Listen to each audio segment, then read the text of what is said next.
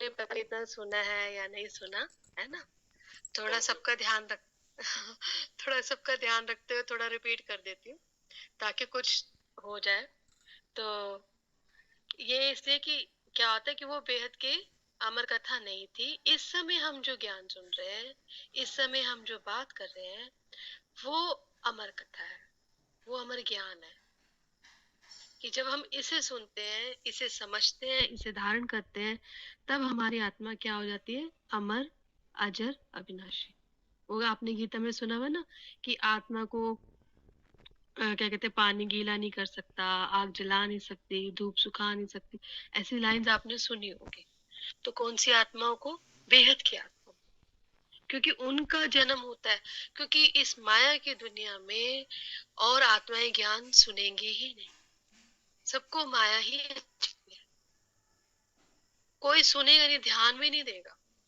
और जो सुन रहा है, जो आ रहा है, मतलब ये प्रूफ है। चाहे अभी उसको इतना ज्ञान नहीं है, पर उसके आने का, उसको इसमें टाइम देने का, ये प्रूफ हो जाता है कि वो कौन है? बेहद की आत्मा है। हालांकि हमने तो इतने सालों से देखा है, बहुत आते हैं और बहुत जाते भी हैं, है ना? कितने सालों से देखते हैं, बहुत आते हैं, बहुत अच्छा लग रहा होता है, पर यहाँ पुरुषार्थ करना पड़ता है। अपने आप से आपको जीतना पड़ता है, अपने आप से लड़ाई लड़नी होती है कि नहीं, मुझे बदलना है। इसलिए लोग यहाँ टिकते नहीं है। लोग हमेशा कहाँ टिकते हैं? जहाँ बहुत सरल है, दो चार गाने गा लिए, डांस कर लिया, बस। मैं फिर भी कहती हूँ something is better than nothing. अगर आप कुछ नहीं कर रहे हो, उससे कुछ ना करने से कुछ करना बेटर है ना? तो यहाँ पर जब हम आते हैं तो हमें बहुत सीखना, बहुत मेहनत करना। जो हमारी आइज बाहर की तरफ थी, वो हमें अंदर की तरफ ले जानी पड़ती है।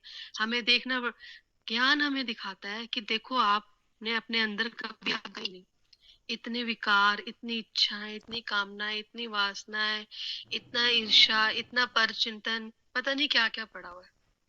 इसलिए आप दब गई है, आत्मा दब जाती है, आत्मा के ऊपर आवरण चढ़ जाते हैं। तो आवरण कब हटते हैं? जब हमें ज्ञान की दिव्य दृष्टि मिलती है। जब ज्ञान की दिव्य दृष्टि मिलती है तब हम खुद ही अपने आवरण हटाने में सक्षम होने लगते हैं। तब हमें खुद ही समझ आता है, अरे ये क्या, ये तो कोई मतलब नहीं है संकल्प का, और मैं अपना टाइम वेस्ट क्यों करूं पर चिंतन करके?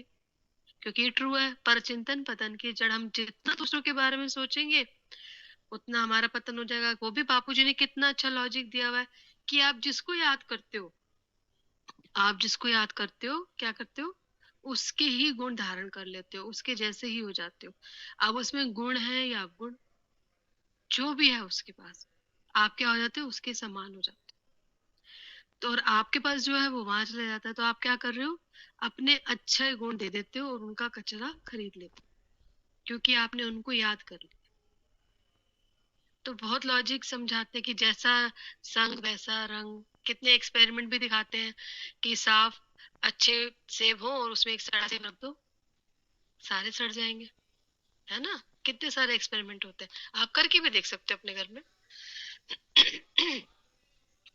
तो अब हमें संग किसका करना? संग हमें करना है ज्ञान का, योग का। बापूजी से कनेक्ट होना है, योग करना है। क्योंकि जब हम उनको याद करते हैं, हम मेडिटेशन करते हैं, हमें पावर आती है, हमें ज्ञान को समझने की शक्ति मिलती है, हमारा ज्ञान भी इमर्ज होता है। हमारे अंदर जो ज्ञान की रिकॉर्डिंग पड़ी हुई है वो भी बाहर आती है। तो कौन सी आत्माएं अजर अमर अविनाशी होंगी? जो ये बेहद का ज्ञान सुनेंगी और धारण करती। फिर उसके बाद आ गया कि जब तन मन धन जगत कल्याण के लिए लगाते हो, तो एक का पदम भाग्य बनाते हो। यानी एक, हम मान लो हमने 1 रुपया लगाया, तो रिटर्न में हमारे पास क्या आएगा? पद्मा पदम। इसको भी मैं एक्सप्लेन कर चुकी हूँ कि अगर हम यहाँ पे मान लो 34 लोग हैं, है ना? हम ज्ञान, मान लो योग करते हैं या ज्ञान चर्चा करते हैं, हम योग करते हैं, मैं एक बार परम शांति बोलती हूँ और बाकी मेरे पीछे अगर 34 लोग बोलते हैं, तो मुझे रिटर्न में कितना आ गया? एक का 34 लोगों का मुझे रिटर्न में परम शांति की वाइब्रेशंस मिल गई। मिली ना? ये संगठन की ताकत। हम बोलते एक बार है, मिलता कितनी बार है? जितने यहाँ पे आत्माएं बैठी हुई। ऐसे ही हम जब ज्ञान योग, हम जब सेवा करते तो हमें पता नहीं होता वो कहाँ तक फैल जाती है, किसको उसका। अब जैसे ज्ञान की कई बार क्लास भी घूम जाती है, रिकॉर्डिंग घूम जाती है, अब मुझे थोड़ी मालूम है, ये बापूजी को थोड़ी मालूम है, थोड़ी वीडियोस डालते हैं, कहाँ कहाँ तक पहुंच जाती है, किसको बेनिफिट मिल जाता है, कौन आत्मा निकल के आ जाती है। तो पद्मा, अगर हम थोड़ा, कोई हमें एक देता है तो हम उसको 10 देने की कोशिश करते हैं, डबल देने की कोशिश करते हैं। परमात्मा क्या करता है, अगर उसकी राह पे कोई एक कदम बढ़ाता है तो वो पद्मा पदम देता है उसको। ये उसका वायदा है, पद्मा पदम भाग्य बना देता है। क्योंकि वो ये जानता है, वो ये अनुभव करता है कि इस माया की दुनिया में ज्ञान सुनना, ज्ञान समझना, योग करना, अपने आप को परम शांत करना, दूसरों के कल्याण के लिए परम शांति की संकल्प करना, और कोई कुछ कह दे उसको सहन करना। क्यों सहन कर गए, कि अभी हमें गिव एंड टेक के चक्कर से बाहर आना। अगर गिव एंड टेक के चक्कर से बाहर आना है तो हमारा अपनी तरफ से गलत करना हम बंद कर दें। बाकी सामने वाले के लिए तो हमारे पास कुछ वो नहीं है ऑप्शन, हमारी अपनी फिर फ्री विल हम ज्ञान के अकॉर्डिंग चलाते हैं। तो जब हम ज्ञान धारण करते हैं तो हमारे में इतना परिवर्तन आना शुरू हो जाता है। और बापूजी को मालूम है, क्योंकि बापूजी भी इस धरती पे इसलिए आए हैं अनुभव करने कि यहाँ परिवर्तन होता क्यों नहीं है। राम राम अवतार भेजा गया, कृष्ण अवतार भेजा गया, कृष्ण इतने 16 कला संपूर्ण संपूर्ण क्या कहते हैं अहिंसक, है ना, अनिर्विकारी बोला गया उनको, 16 कला संपूर्ण, लेकिन वो भी यहाँ परिवर्तन के लिए आए। परिवर्तन होता क्यों नहीं है, आखिर क्या चक्कर है। और जहां फिर बापूजी ने आके महसूस किया कि कैसे कैसे माया का इतना प्रभाव है। और जो बच्चे इस समय ज्ञान सुनते हैं, इस अमर कथा को सुनते हैं और कोशिश करते हैं जीवन में धारण करने की, परिवर्तन करने की, तो परमात्मा क्या करता है, उनको पद्मा पदम देता है। क्योंकि वो आया ही देने के लिए है ना। अगर मेरे पास होगा तो अपनी शक्ति से ज्यादा दूंगा बच्चों को, आप भी देते होगे, है ना। तो वो तो परमात्मा है, ऑलमाइटी अथॉरिटी है, वो क्या देता है, पद्मा पदम देता है। पद्मा पदम भाग्यशाली जो समस्त यूनिवर्स को बदलने की शक्ति रखते हैं। मतलब इतना भाग्यशाली है, ज्ञान से, योग से हम इतनी, हमारे अंदर ताकत इमर्ज हो जाती है जो किसी टाइम पर थी, वो वापस हम महसूस करते हैं कि हम यूनिवर्स को भी बदल सकते हैं। ताकत आ कहाँ से रही है, बदलने की ताकत कहाँ से आ रही है, ज्ञान से आ रही है, योग से आ रही है। जितना ज्ञान होगा उतना योग लगेगा, ये ट्रू है। हम जितना ज्ञान सुनेंगे हमारा योग भी उतना लगेगा। तो बदलने की ताकत हमें कहाँ से मिलती है, ज्ञान और योग से। मेरी आत्मा बदलने की शक्ति थी परम तत्वों को नीचे उतार कर, यानी परम तत्वों को भी हम नीचे उतार सकते हैं। हमारे शास्त्रों में बहुत उदाहरण है कि गंगा स्वर्गलोक में बह रही थी, उसे यहाँ पर नीचे उतारा गया। कैसे उतारा गया, पुरुषार्थ किया गया, कई पीढ़ियों ने पुरुषार्थ किया। फिर भगीरथ ने गंगा उतारी। क्यों उतारी, क्योंकि उनको अपने जो पूर्वज थे उनको क्या दिलानी थी, मुक्ति दिलानी थी। तो जब हम पुरुषार्थ करते हैं, और गंगा उतारने के लिए आधार कौन बने, शिव बने, उनकी जटाओं में गंगा ने स्थान लिया और फिर नीचे आई। तो ज्ञान का वेग बहुत है, ज्ञान को सहन करना।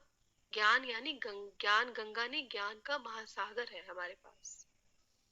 ज्ञान गंगा नहीं है, ज्ञान का महासागर, उस वेग को सहन करना।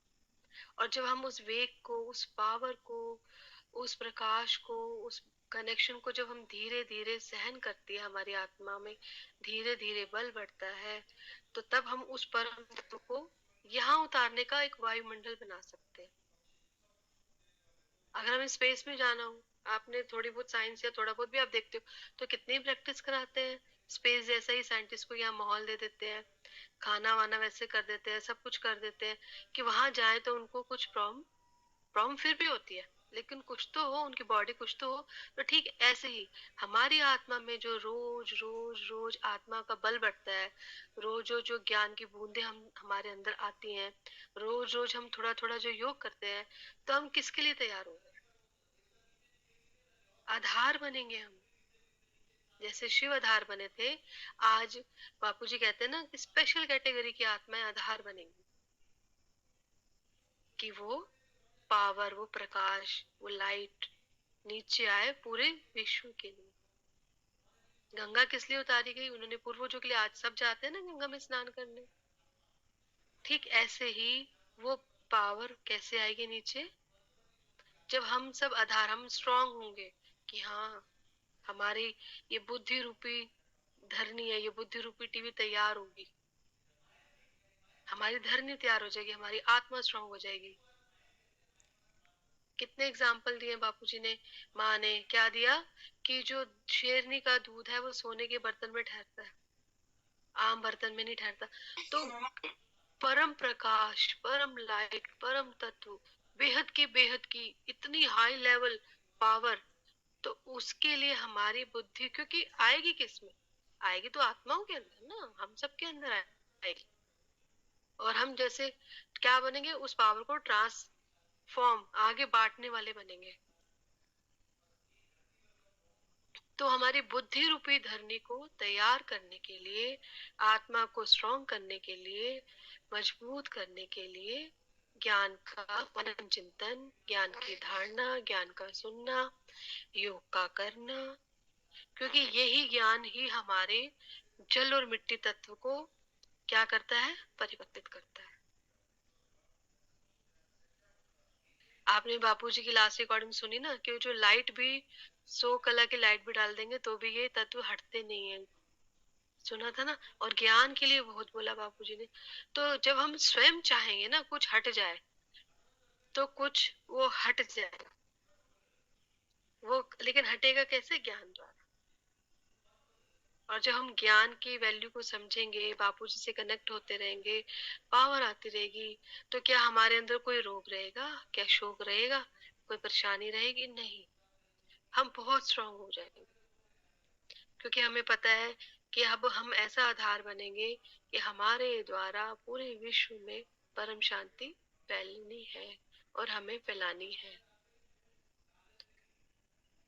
तो बहुत ही क्लैरिटी से समझना है हम सबको। ये कई बार रिपीट हो रही है, आज फिर रिपीट हो रही है, और हर बार ना अलग पॉइंट्स आते हैं, क्योंकि आप सबने दूसरी तीसरी बार सुन रहे होगे, तो हर बार उसको एक्सप्लेनेशन में और डीप में हम चले जाते हैं।